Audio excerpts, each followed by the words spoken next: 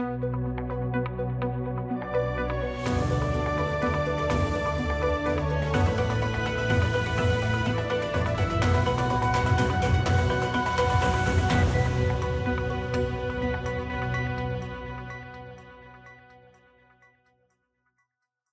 today's news, outgoing acting commissioner expresses gratitude, confidence, and continued commitment. Calls grow to support Vanterpool after her removal as acting police commissioner. Premier Wheatley says under Section 97 of the Constitution, the governor holds final authority, and Junior Minister unveils full schedule for Culture and Tourism Month 2025. These and more stories when 284 News returns. At Higher BVI, we're not just about business. We're about empowering lives, and that is because we aspire to inspire. By choosing us, you're supporting a company that believes in equal opportunities, diversity, and community growth. Our mission goes beyond profit.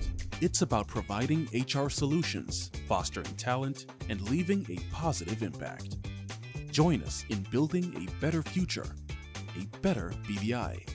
Choose Higher BVI, where your support isn't just a transaction, it's a transformation. Together, we're changing lives in these beautiful Virgin Islands.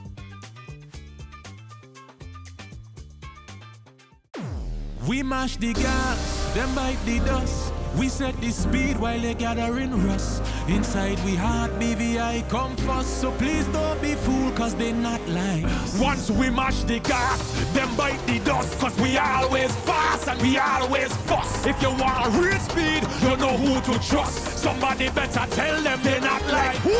They're not like us. CCT fast, like CCT fast, like CCT just generosity, love the community bad, like CCT first with the 5G. Cause BVI is we.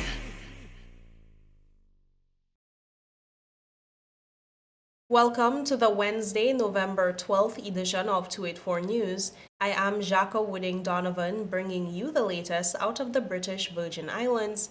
Thank you so much for joining us. Acting Commissioner of Police Jacqueline Vanterpool has issued a public statement following the decision to revert her to her substantive role as Deputy Commissioner of the Royal Virgin Islands Police Force. In her message to the public posted to the Royal Virgin Islands Police Force Facebook page, Vanterpool expressed gratitude for the opportunity to serve as acting commissioner for more than 1 year, a period she described as one marked by dedication, a strong sense of duty, and gratitude.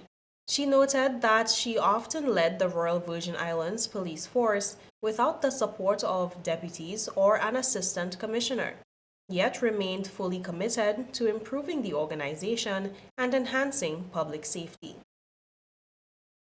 It is unfortunate that the decision has been taken for me to step back from the role, Vanterpool said, continuing by saying, I am cognizant of the fact that being the leader of the organization is a role that I am still confident that I can maintain and provide the same resilience. My record over the past year speaks clearly for itself. Vanterpool highlighted the force's recent achievements under her leadership, pointing to measurable progress in operations, crime reduction, and community engagement. Public reactions continue to mount following the announcement of Vanterpool's removal, with talk show host Claude Skelton-Klein urging Virgin Islanders, especially women, to stand up in her defense. Speaking on his Honestly Speaking program on Tuesday, Skelton-Klein described Vanterpool as a representative of the entire Virgin Islands, and he criticized the decision to revert her to her previous role as Deputy Commissioner. Jackie Vanterpool is us. Jackie Vanterpool is our mother, our sister, our aunt, our niece. Jackie Vanterpool is somebody's daughter. Jackie Vanterpool, a woman who has grown through the ranks with integrity, unscathed by a male-dominated Royal Virgin Islands Police Force, have come up through the ranks. Jackie Vanterpool hails from Virgin Gorda. And if you underestimate her and think because she's just a woman and think she's that or think she's this, here's a woman who have taken the post with strength and authority, exercising her duties exemplary, mobilizing other officers behind causes, marshaling people, coming out in the community, getting things done, demonstrated her prowess, her lioness that lies within her. And don't mistake because you think every now and again she will pull a scripture on you. Yes, she would, because she's a woman of God. She's not just qualified, she's more than qualified. Skelton Klein asserted that Vanterpool is no pushover and suggested that her strength and independence may have influenced the move to remove her from the top position.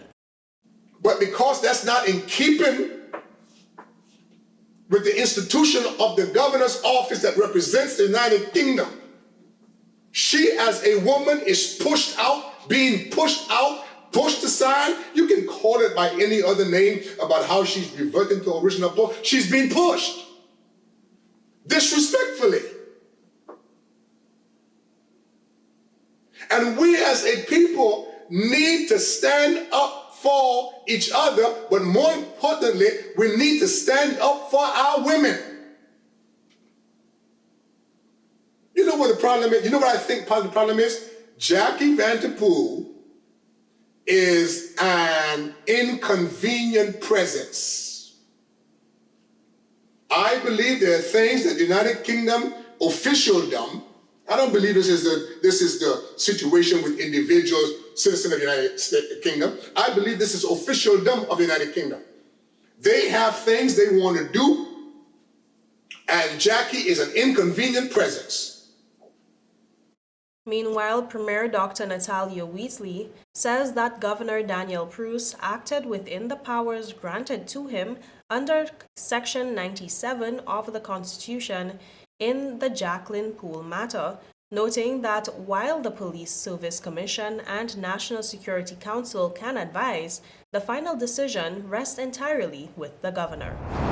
Premier Dr. Natalia Wheatley says that Governor Daniel Pruce can basically do whatever he wants, given the power he has under the Constitution. Premier Wheatley's comments were made in light of the situation surrounding Jacqueline Vanterpool, where the governor had overturned a decision made by the Public Service Commission and the National Security Council, which favored Vanterpool as Commissioner of Police, offering his own nomination of a man from Gibraltar. Speaking at a press conference, Premier Wheatley said the governor has the power to act under Section 97 of the Constitution. Of course, persons have the means available to express their discontent with any particular decision.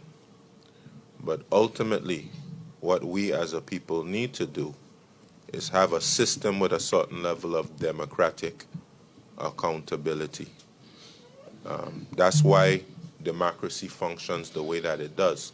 You have the United States of America. They have a system. You know, you have President Trump, which is in office. You know, he was elected by the people of America to be in that particular position. If when 4 years comes again, they don't want to have a Republican in that particular position, they can vote for a Democrat or they can vote for an independent. They have the choice. I'm saying to you here, we do not have that choice. Our governors are sent here from the Foreign and Commonwealth and Development Office without the public's input. You know, it doesn't matter what the public wants. They come here, they perform their roles and their duties. If you don't like it, or if you like it, it doesn't necessarily matter. So I'm saying to you, ultimately, the people of the Virgin Islands, this must be a moment of reflection, of looking internally at ourselves. Do we like a situation that we have where we do not have democratic accountability? Is that something that we prefer to have? or not. You know, we have to look at it from a mature standpoint. We have to mature as a people. Wheatley says the governor has a lot of power, and the National Security Council can only offer advice. Up next, Junior Minister unveils full schedule for Culture and Tourism Month 2025, and Olivia Freeman continues to embody grace, intelligence, and confidence as she carries the Virgin Islands at the Miss Universe pageant. These and more stories after a word from our sponsors. Orange alert! Orange alert! Fire is spreading across the BVI. The fastest, most reliable, and affordable fiber internet service is here for you. Look out for fire in these new locations: Slaney, Duff Bottom, Manual Reef, Seacows Bay, Albion, Hannah's, Palestina, Pleasant Valley, and Havers. Fiber is in your area. Call 444-4444 or visit a CCT store to find out more and bring it home. More locations coming soon.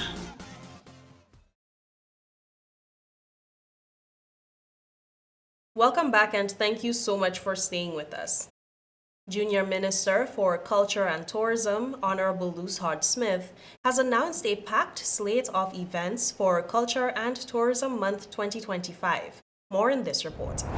Junior Minister for Culture and Tourism, Honorable Luce Hodge-Smith, has unveiled an extensive calendar of events for Culture and Tourism Month 2025, which is being celebrated under the theme Rooted in Culture, Growing Through Tourism. Speaking at a press conference on Friday, Hodge-Smith said the month provides an important opportunity to spotlight the essence of Virgin Islands identity.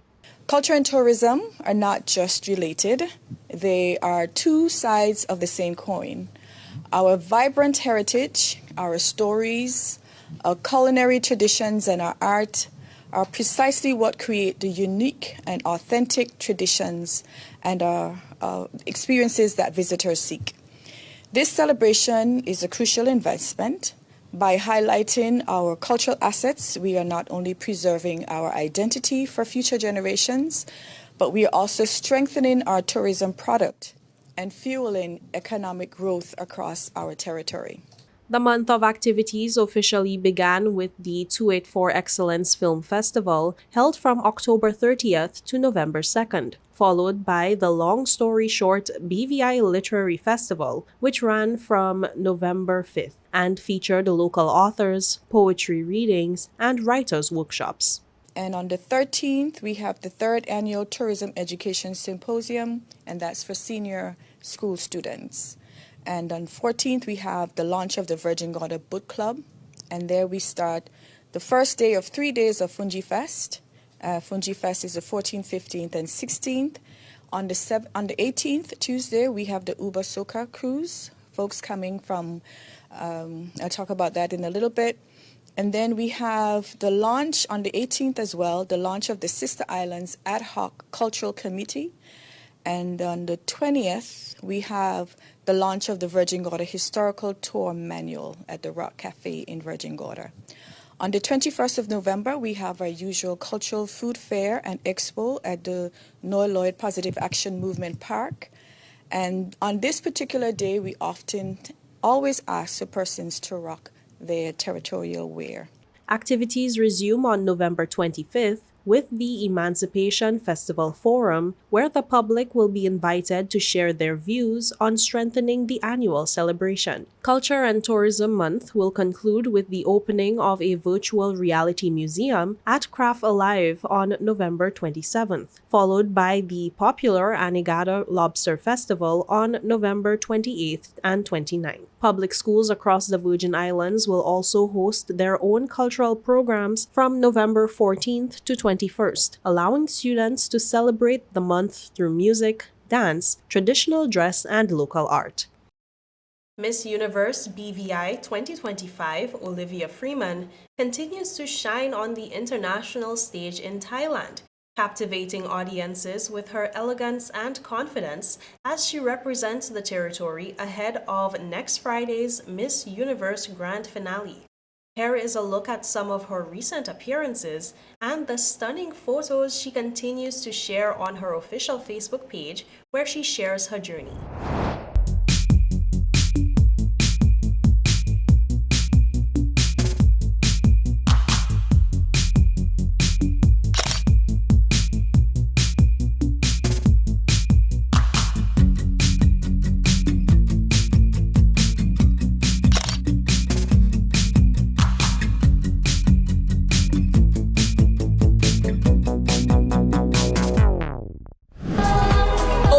FREEMAN, British Virgin Islands!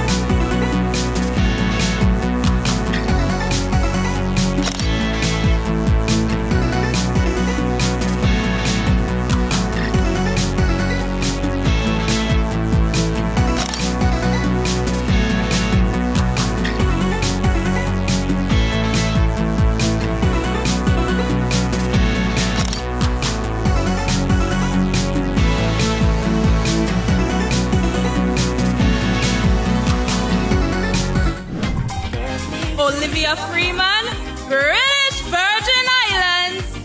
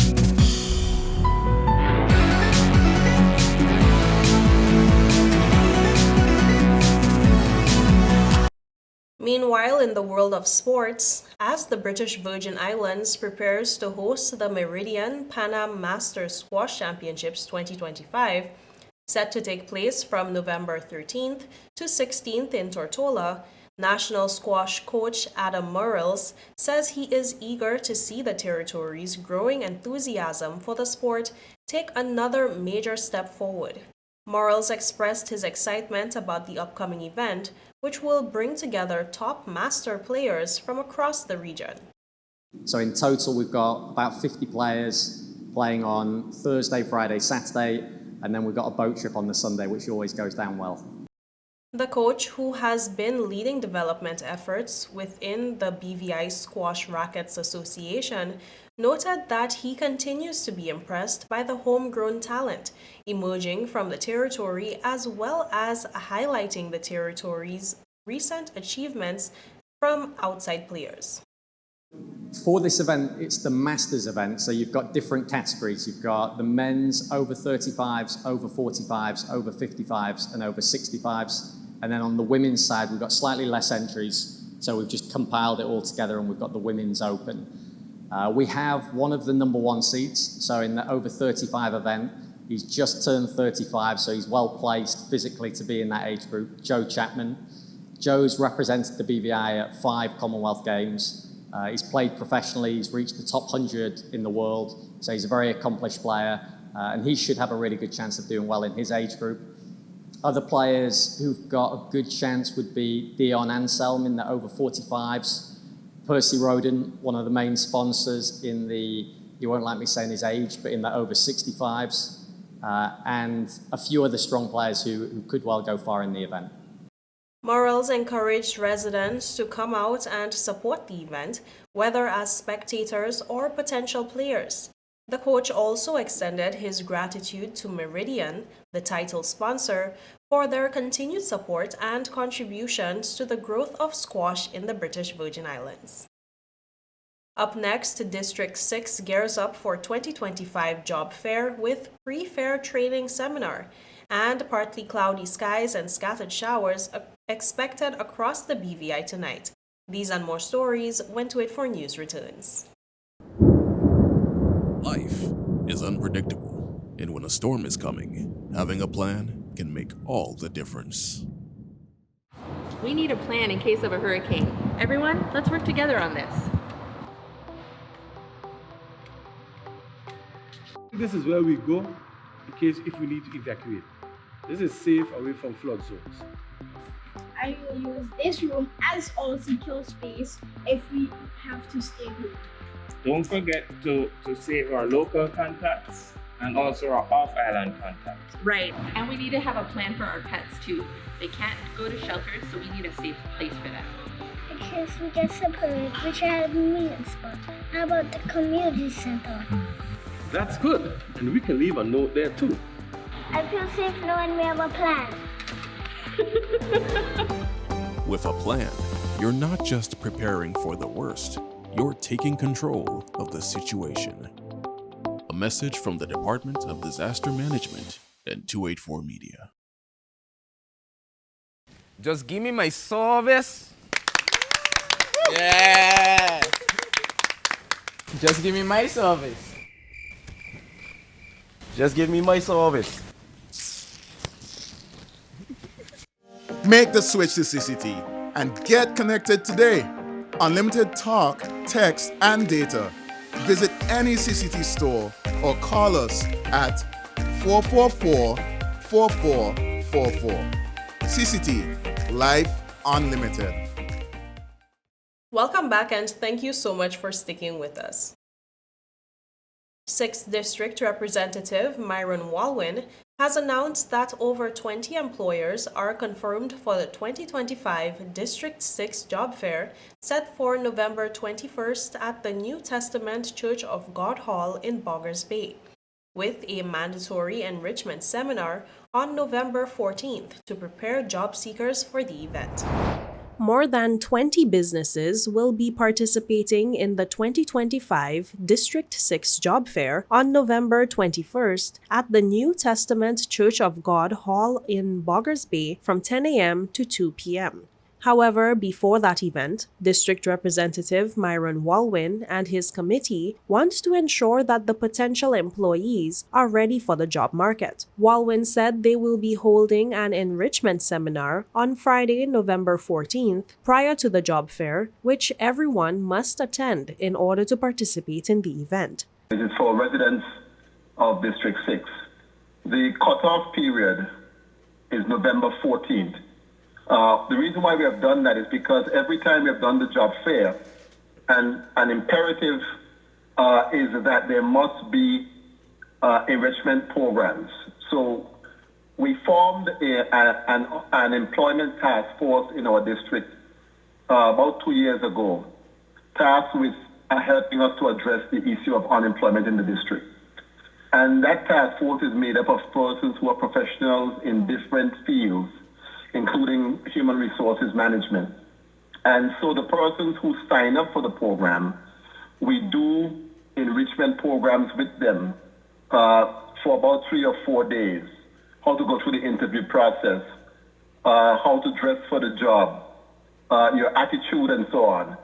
And then, of course, we then present them to the potential employers, because we want to make sure that our job fair is something that we can do every year, that employers can rely on the potential employees who come to them, knowing that we would have done what we needed to do and that our track record is good in terms of helping employers to find good employees. And so we found it necessary to do that investment to heighten the chances of our people being able to find work.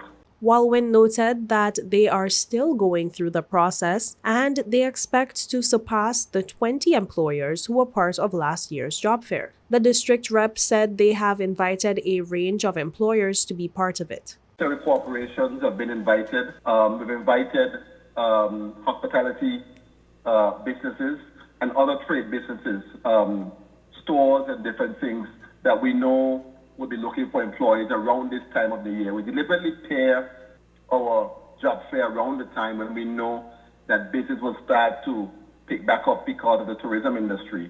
And it's about the right time when people will be looking for employees to fill certain positions. But it'll be a good cadre of employers there. And I'm sure our people who sign up would find employers there or businesses that they would like to lend their services to. I thought it went extremely well. A number of our people were able to find work right away on the spot. They came prepared with their resumes. So even if some employers were not able to hire them immediately, they had the information. Our team, our employment task force, including myself as well, followed up with the various businesses, and many of our people got employed. I would say this to you, that helping people to find work through our district office is something that we do throughout the year. So even for the year outside of the job fair, a significant number of persons who have been looking work have come to our district office. Sometimes they don't have resumes. We assist them in preparing the resumes. And I personally reach out to employers on their behalf, and many of them have gotten employed. So it's an ongoing program, but we're doing this particular job fair around this time of year because we know around this time of year is when a lot of persons will be looking employees as well. So I want to encourage as many persons as possible who are residents of District 6 to call the district office at 5400802 and sign up to be a part of the job fair so that we can get to enrichment programs and we can be ready for success on the 21st of November.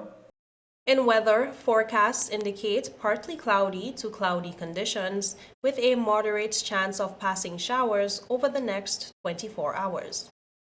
Tonight will be fair to partly cloudy at first, becoming cloudy at times with a continued 60% chance of overnight showers. Winds will blow from the east at 9 to 18 miles per hour, while seas will remain slight to moderate, ranging from 4 to 6 feet. Small craft operators should continue to navigate with caution. Sunrise tomorrow will be at 6:23 a.m. And that's it for today's news roundup. Be sure to follow us for updates at 284media.com, like us on Facebook at 284media, and 284BVI on Instagram at X, formerly Twitter. I am Jacques Wooding Donovan, and I will see you again tomorrow, so have yourself a safe and enjoyable evening. Goodbye.